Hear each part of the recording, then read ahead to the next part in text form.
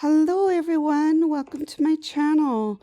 Today we are going to be doing the inside cover for this Alice in Wonderland journal.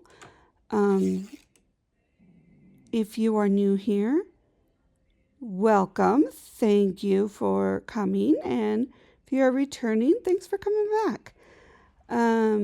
If you like what you see, please give this a thumbs up and think of following. Thank you. I found this really cute pink fabric that I wanted for the inside for the spine. I think adding a little bit of fabric in there helps give it a little bit more sturdiness. And that is something that is always good.